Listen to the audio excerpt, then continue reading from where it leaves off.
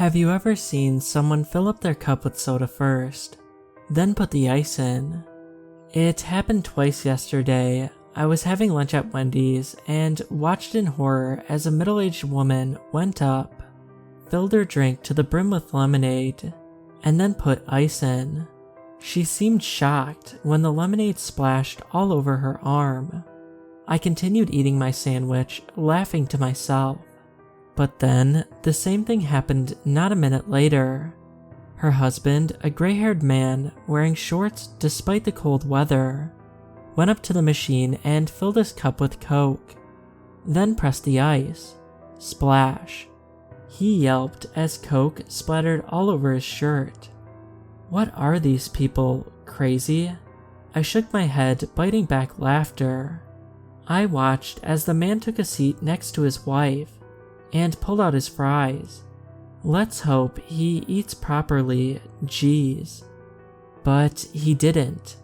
He plucked out a french fry, dipped it in ketchup, and stuck the other end in his mouth. Wait, what? I watched in horror as he repeated the process. He dipped the half-eaten fry in ketchup, the same end he'd dipped before, and then took another bite from the plain side. His eyes met mine. I quickly tore my gaze away and pretended to stare at my chicken sandwich. I took a few bites, checked my email, and then got up to refill my soda. I glanced over at the man. He was still staring at me. I walked up to the machine, keeping my eyes locked on the soda. I filled my cup with ice first, like a normal person, and then filled it with Dr. Pepper. But the entire time I felt him watching me. I finally turned around and walked back to the table. As I did, my eyes fell on the wife. She was eating her burger upside down. The sesame seed top bun was pointing downwards as she brought the burger to her mouth and took a bite. And her husband was still staring at me. Okay, so they eat weirdly. No big deal, right?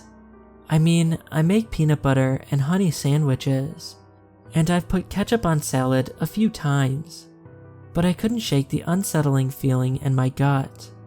I finished eating, took my empty tray to the garbage, and dumped everything in. I glanced back. The couple was no longer looking at me. Thank goodness. They were just munching away, both sitting on the same side of the four-seater table, staring at their food. I walked down the narrow hall to the bathroom, but as soon as I clicked the lock shut on the stall door, I heard the loud creak of the door opening, then footsteps. My heart plummeted as I saw legs under the stall. Bare legs, despite the cold weather. It was him. I was sure of it. The shorts-wearing, ice-first, weird ketchup application man. "Where are you, damn it?"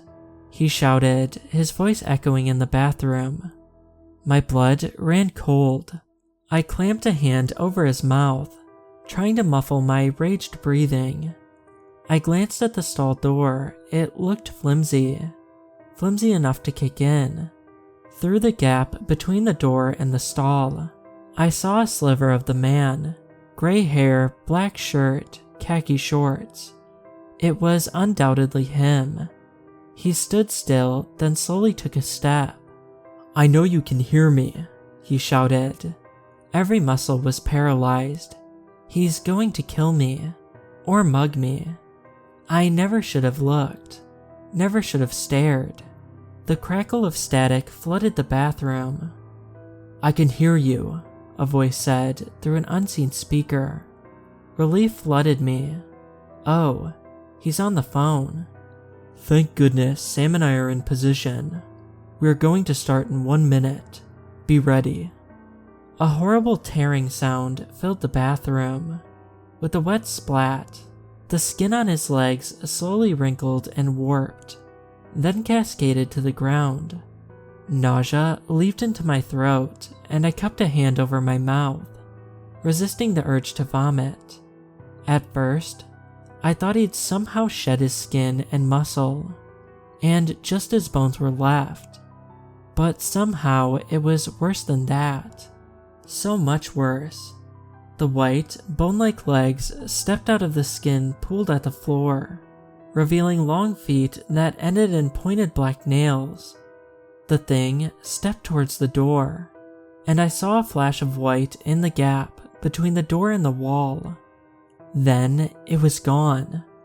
A few seconds later, I heard the screams erupt outside. Shrieking. Terrible screams that shook me to my core. I leapt out of the bathroom and, in a panic, wrenched open the window. Like a coward, I rolled out onto the grass and ran as fast as I could, until I was in the center of town. The next day, I saw the report on the news. 7 wounded in freak accident at local Wendy's. All injuries attributed to a small fire that broke out after the fryer malfunctioned in the kitchen.